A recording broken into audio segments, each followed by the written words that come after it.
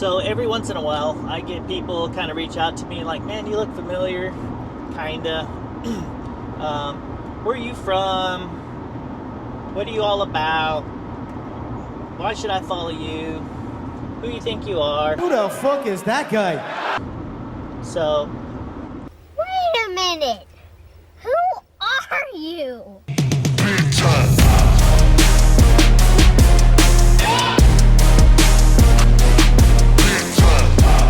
Sorry, bro, but this show's about me.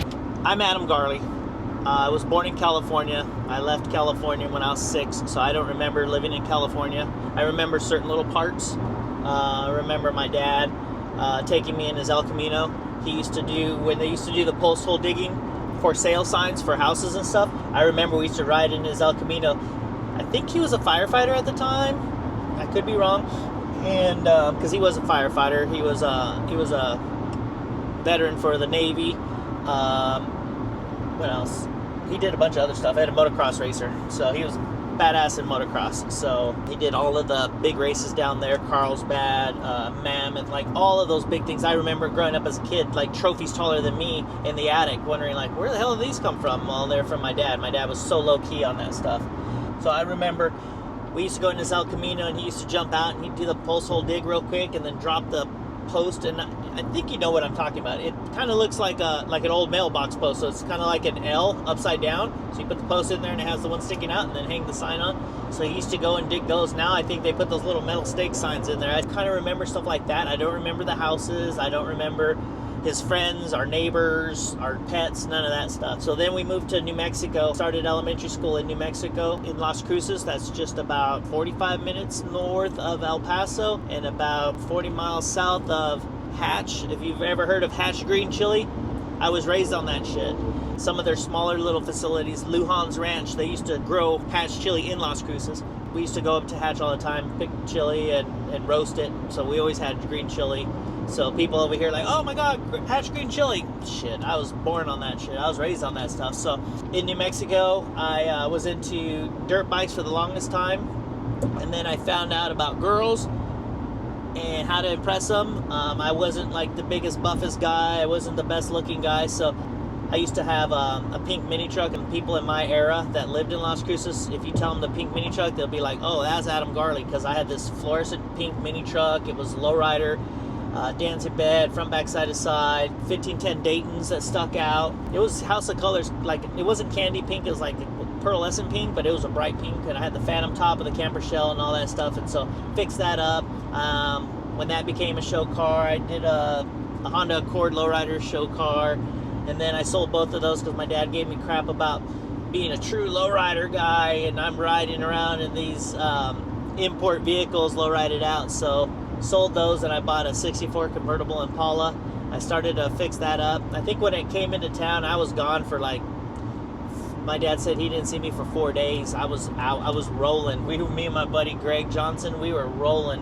And then I took it, tore it down to start doing the lowrider thing to hit the hydraulics and all that stuff, and that's when I found out that I would be being a father for myself. And so Cameron is my oldest. He's 27 now.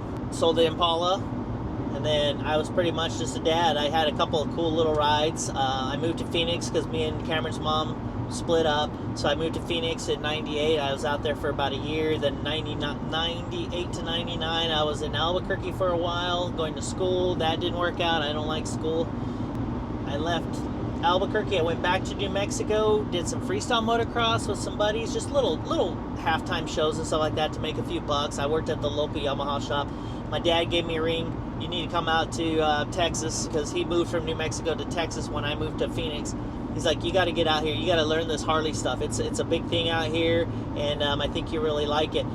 At 16 years old, I remember riding my first Harley ever, which was my dad's Harley. It was an 1980, 80 cubic inch FLH shovel head. It was old school, but he modernized it. He put better brakes on it. Maybe it was GMR brakes, like the billet style brake calipers with like multiple pistons, got rid of the banana brake, and he put a chain inner primary with a belt final drive. He converted that so that it would ride like a newer bike. Man, I love that bike. I actually had an opportunity to buy it back. The guy wanted way too much money. He changed everything on the bike. For me to put it back how my dad had it would just cost me a fortune. So if I run across it for $3,500, I'll buy it. He wanted over 10 grand for it. I was like, nah, bro, I'm good. I got my dad's FXR, so I'm good. But so I moved to Texas in August of 2000. August 1st of 2000, I walked into my dad's Harley shop, and I couldn't tell a Dyna from a Sportster from an FLH. Like, I had no clue what these bikes were.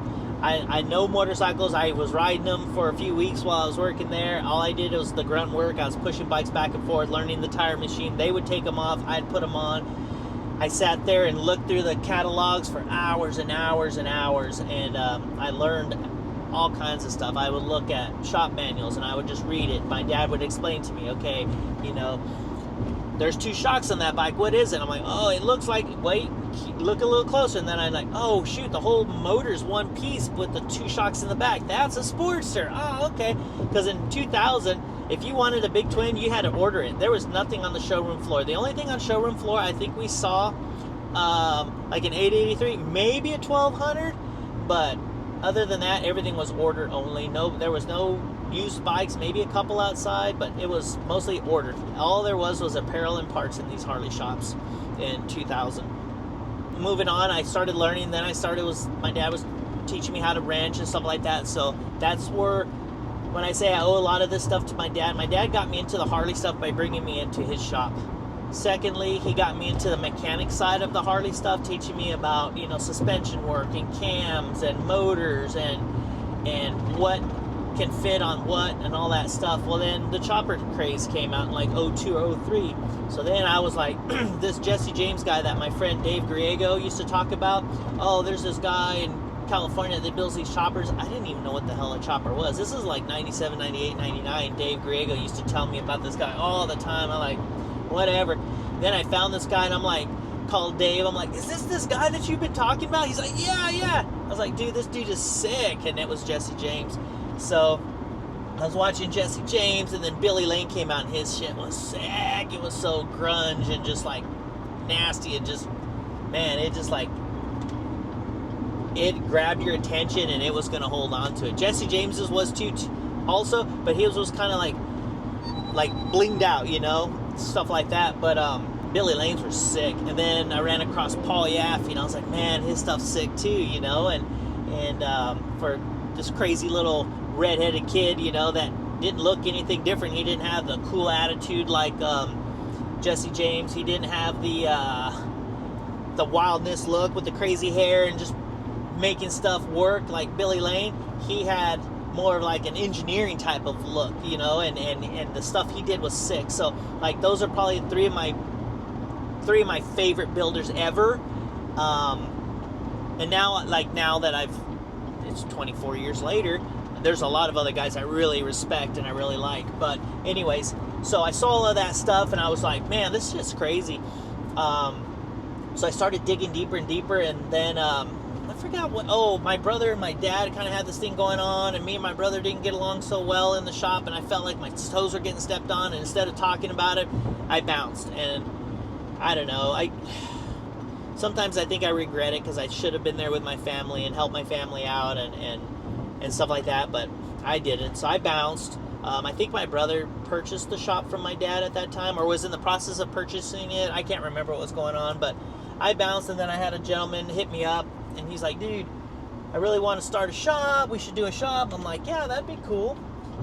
He goes, I was like, I don't have no money, though. All I have is sweat equity. So he financed all the parts and the lifts and stuff, and we ran a shop, and it was cool. We did service maintenance, and I did a little customizing here and there. I think we did, I did a Big Bear chopper kit. We bought it from Custom Chrome, Chrome Specialties Custom Chrome. So they had the bike in a box kit. So you buy this kit, and it comes in, and it's got everything you need to build a bike, but you just bolt it all together. So that's what we did. We bolted it together, and I was doing custom stuff that like customizers today do. That's what I was doing back then. So like I changed the bars, I changed the pipes to what ones that flowed better with the bike instead of just drag pipes. I did some big radius looking pipes from Vance and Hines, but it was a different brand at the time. But like they flowed with the big bear chopper, and so we did that, and we took it to some shows, and we won some shows, local shows, and that was cool. And so it kind of got me all into it. So we closed that shop down. It just wasn't doing so good. It was just me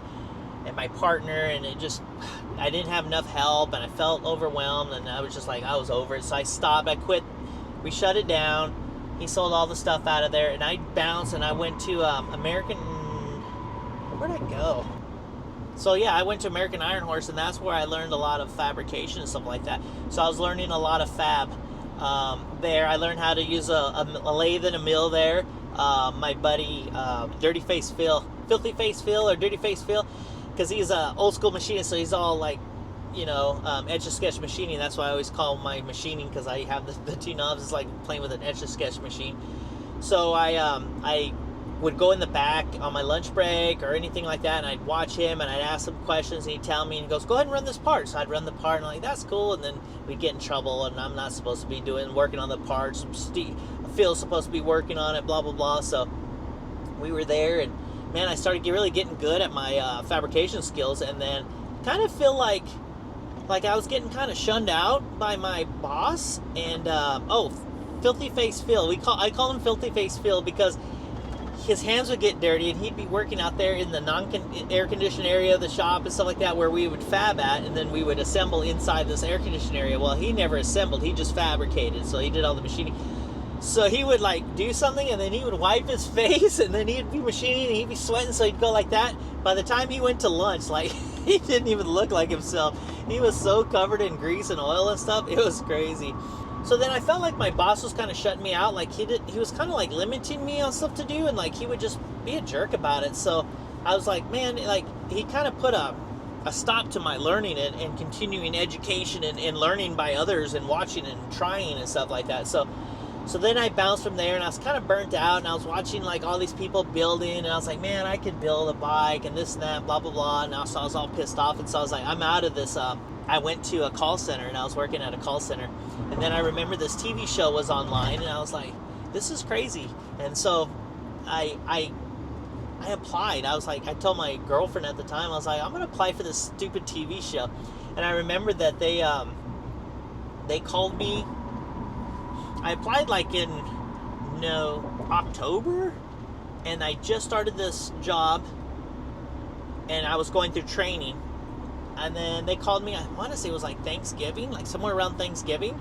They're like, hey, the producer wants to talk to you. And I was like, sure. So he called, and I took a break, and I went outside, and I talked to him, and he was like, yeah, well, this is in California. You're in Texas, right? And I go, yeah. And he goes, well, I don't know, because you'd have to fly out here. You'd have to find a place. Everybody that's been on the show so far has been, it's a build or bust TV show. He's like, everybody's been from out here, and they're local, so they just drive here, so it's not a big deal. So you'd have to find your own place to stay. You'd have to get out here. Your food and stuff, we'll feed you lunch, but that's it. You're gonna have to get back and forth to the show and all this stuff. I was like, man. And so I was like, yeah, I'll do it, not knowing whether or not I could or not. And so I just said, the hell with it. So I told him I would do it, and then he's like, well, but we've got guys and this and that, but what could you do? And I was like, man, I'll fabricate everything. I'll do the pipes, the bars, like I'm gonna make everything. And he was like, what? And I was like, yeah, everybody on your show so far has just been bolting stuff on. I want to actually do fabrication and make a badass bike. And he's like, really? And I go, yeah. And so he's like, all right, cool. And then he's like, so I'll get back to you. I was like, cool. We hang up. That's around I didn't hear from them all the way through the holidays, so I was like, well, I guess I didn't make the cut. Maybe I just sounded too cocky or something, or they didn't like something about me. I was like, whatever. All of a sudden, I get a call in February. I want to say it was like, I think February ends on the 28th, so it was like the 26th or the 25th of February. They call me, they're like, hey, can you get out here and be out here by the 28th, February 28th, because that was like a Monday. I was like, yeah, why? And he's like, all right, you're on the show if you can do that. I was like, holy shit. I was like, okay, I'll be there. So I hung up the phone. I remember calling my dad. I was like, Dad, I got this opportunity to do this TV show. And I was just talking so fast. He's like, slow down. What the hell are you talking about? And I was like, I want to go on this TV show and build a custom bike and blah, blah, blah. He goes, what, are you crazy? I was like, yeah. And he's like, all right, where's it at? I go, it's in California. And he was like, oh man, I'm about to cry. It brings back great memories. But anyways, so he was like, hell yeah, let me make some phone calls and let's get this taken care of. I was like, all right, I'm headed home. All right, I'm headed to go talk to my boss. So I went and I talked to my boss. I just told him, I was like, I know you just invested all this time into putting me into training and stuff like that, but I have an opportunity to do a TV show. I'm going to go do this TV show. So you can either hire me when I get back or sorry about your luck. And so they actually gave me a 30-day leave of absence, unpaid, but it gave me a 30-day leave of absence, and I was blown away, man. I was blown away by this. And so my dad calls me back. He goes, okay, so one of my old booze fighter buddies is living in California now, and he's right downtown LA. He said he's got an extra bedroom that you could crash in.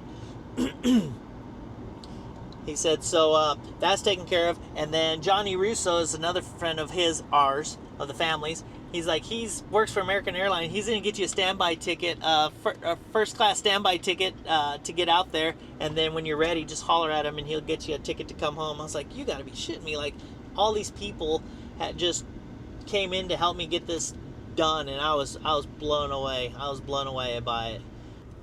So I flew out to California, started doing the show. The show was pretty cool. The people were really nice. It kind of sucks because all the shows that I saw, there was mills and lathes and everything like that in the shop. They were doing it inside, like Russell Mitchell's place. The last episode I watched before I went there, I was kind of like, oh boy, because they did it in Bill Wall's, at Bill Wall's place, but I had never seen it.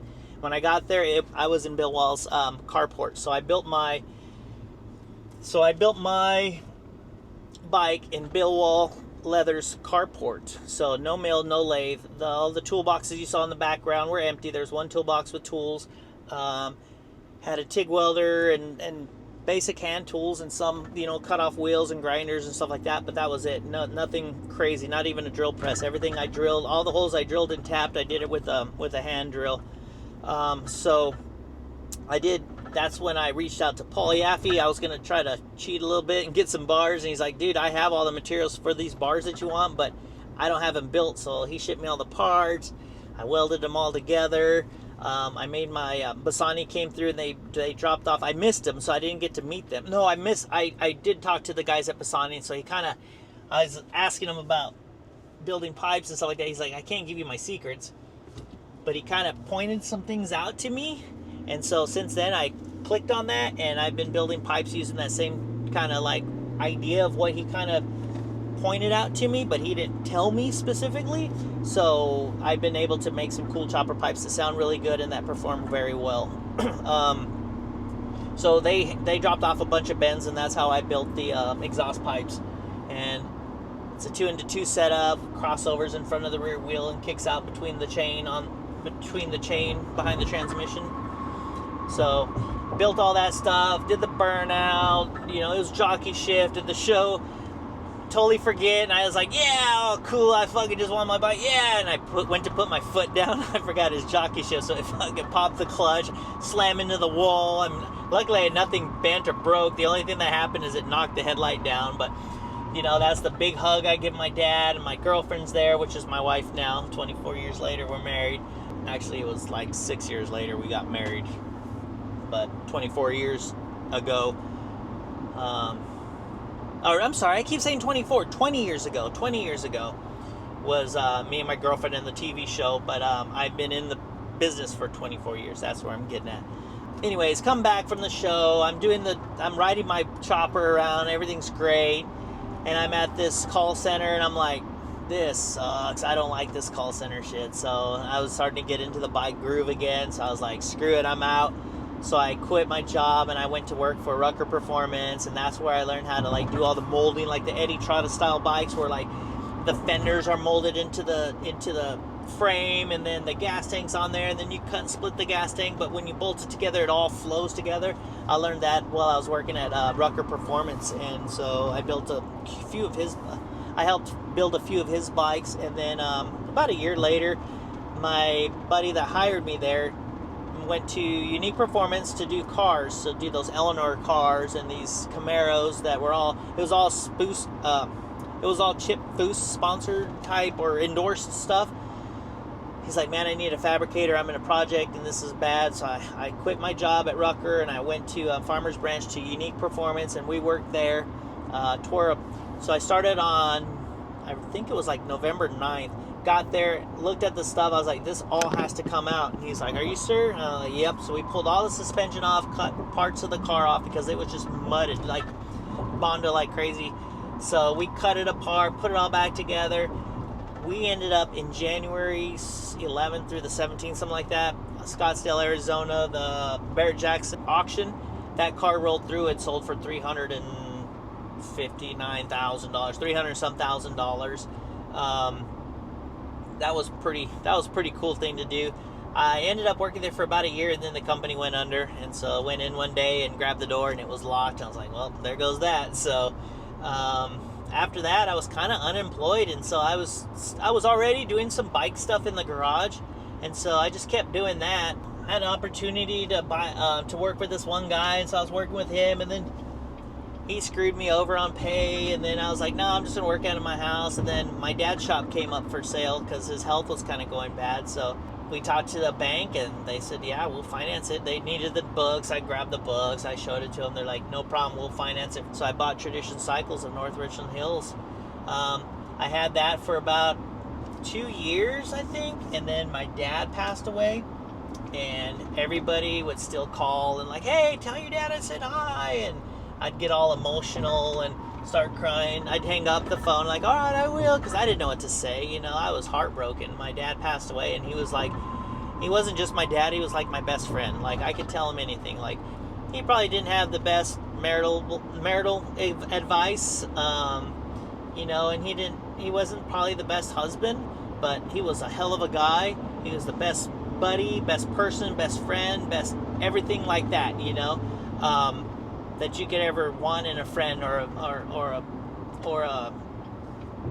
someone to influence you, whatever you call that.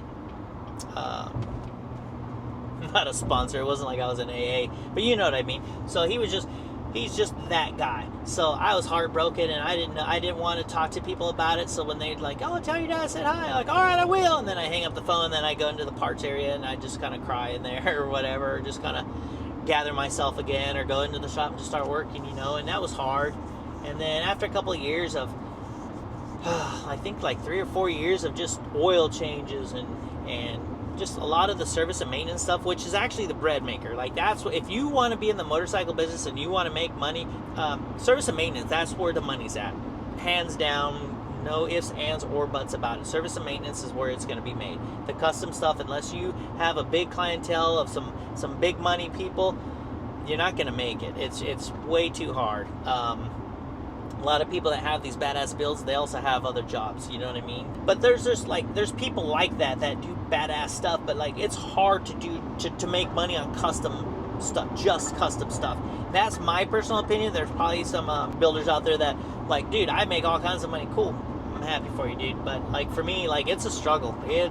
So I've kind of brought in a little bit of service and maintenance. I also do some other stuff for my brother's dirt bike track, like in signs. I've slang signs here and there, you know, cool little signs. So then I ended up buying my dad's shop and had that for 4 years. I did all that stuff. I was over it. After 4 years of oil changes, service and maintenance and all that stuff, I was done. I just wanted to do custom stuff. So I sold my shop to the guy that was actually going to buy it from my dad, but his financial backer fell through, so he couldn't buy it. So then I ended up buying it.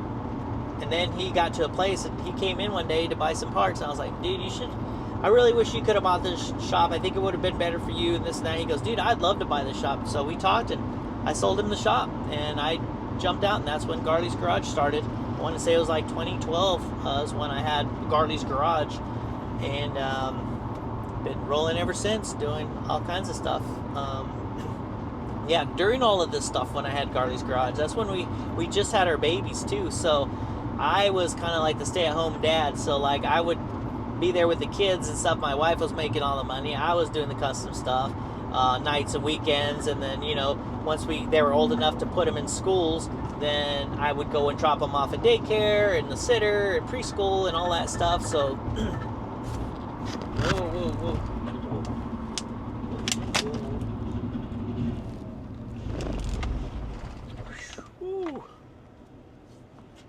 I couldn't see around the semi truck, and like traffic like came to a stop.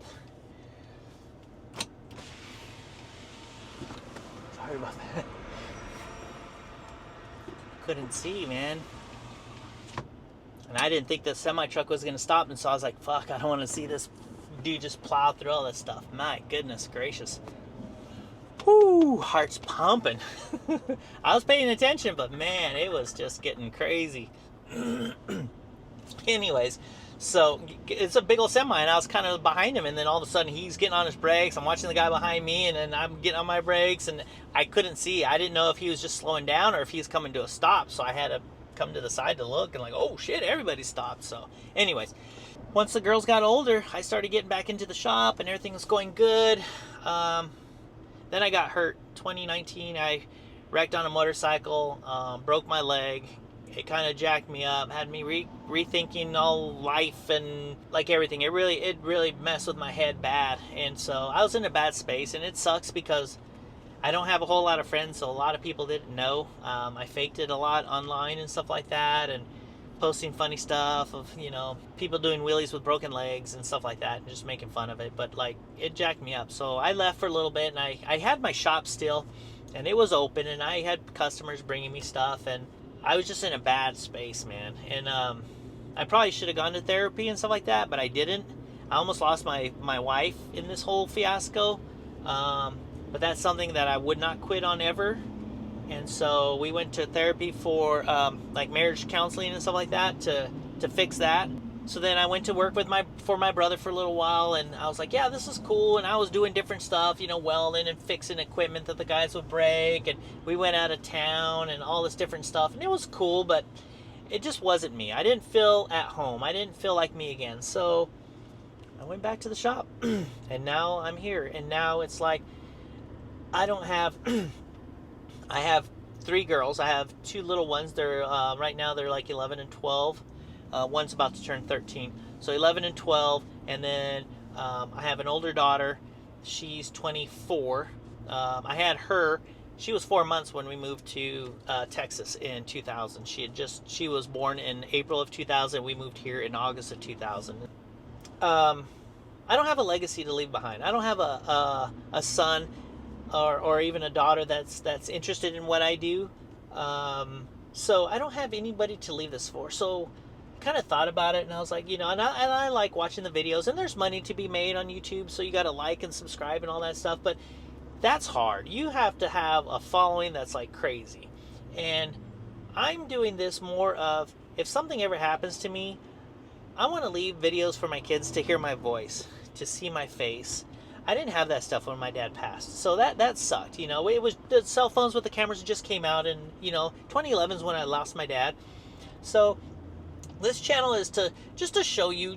It gives me somebody to talk to. Like, I pretend like I'm probably gonna have something made on the camera so it looks like a person's face or something like that, so I feel like I'm talking to somebody, because I work all by myself. Everything I do is all by myself. I'm alone. So this channel is just to show you like the stuff I do in my shop and why I do it, and I might do it wrong.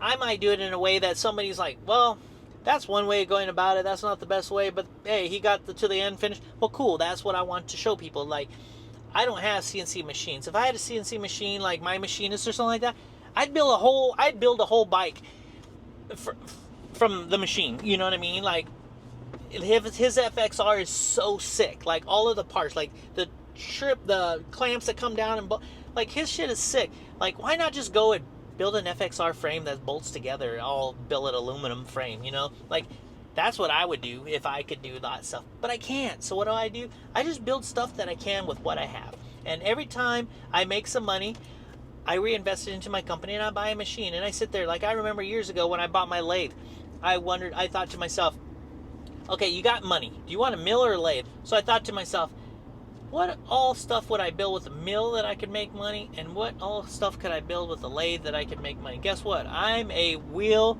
spacer building mofo. So I make a lot of money building wheel spacers. So the lathe was the way to go. So I bought a lathe and I spin a lot of stuff on that lathe. It's crazy all the stuff I do, you know, bungs and tail lights and wheel spacers and stuff like that. And with the mill, like, there's some stuff I can make with it, but it's not as important. So I invested on a big lathe that I could use, and it was brand spanking new when I bought it, and it works great, and buying tooling for it, and I love it. So all the money that I make, even if like this channel blows up, or not even blows up, but if I start making some money off of this channel, it's going back into the shop to buy more stuff, to show people more stuff. If I win the lottery, guess what? We're doing drawings and somebody's going to bring a bike and they're going to leave it at my shop. I'm going to trick it the hell out and you're going to get it back and you're not going to pay a dime for it. If I win the lottery, but I haven't won the lottery, so don't hit me up on that yet. But that's just the type of person I am. I want to give back. I don't know how to give back. I don't have the cash and the money to give back. So what do I want to do? I want to teach people. I want to help people and explain stuff. And I don't know, how-to videos will be coming out. Finding products will be coming out. So that's just a little crash course on who I am, what I do, why I do it. I'm a family man. I love my family. We bought a nice house with some land, and I was wanting to really... I've been kind of putting little teasers that I was going to build a shop in my backyard. Well, guess what? The prices of steel, the prices of concrete have gone up. Me and my wife's changed jobs, so things have changed there. So, like, we couldn't finance a shop. So, we're just going to have to make do with what we have. So, that's why I went and I rearranged the whole shop. So, that way it would be a little bit more open space. So, that way it wouldn't look so crowded. It would be easier for you guys to see what I'm doing. And that's what I'm doing. So, I hope you like my explanation of who I am, why I am, where I am. Boring. And like and subscribe. It really helps out. It costs you $0. You don't have to pay for anything. If you watch an ad on these things and you skip it or whatever, that's all you have to do. All you have to do is subscribe and watch. Don't hit the notification bell if you don't want the thing. I don't have my notifications on Instagram or Facebook or any of that stuff, because if it dings, I run over there to see, oh, what's going on. I check my Instagram and my Facebook and stuff and share stuff when I'm on the toilet or something like that, waiting for my parts to be processed at Drag Specialties or something to that effect. That's when I'm on my phone checking my stuff. Other than that, I don't want my notifications blowing up, so you don't have to have your notifications blowing up. But if you watch it and you subscribe, it helps out, and it costs you nothing. $0, zip, zilch, nada. And if we can get this channel going, I might make some stuff and just give it away. Like, I don't know. Or if somebody wants to send me something, I'll give it away. I don't care. I don't need anything. I have what I want. I have healthy children, a beautiful wife, and a home to live in. I'm happy. I just want to have fun with you guys. And next year, 2024 into 2025 is going to be a great year for me. I'm going to be out and about, and I'm looking forward to meeting some of you people. So let's do this. Let's get this channel going. And all right, y'all have a great one. I'm almost back to the shop with my parts. I'm going to get back to work, and we'll see you in the next one. Y'all take care. Peace, and I'm out.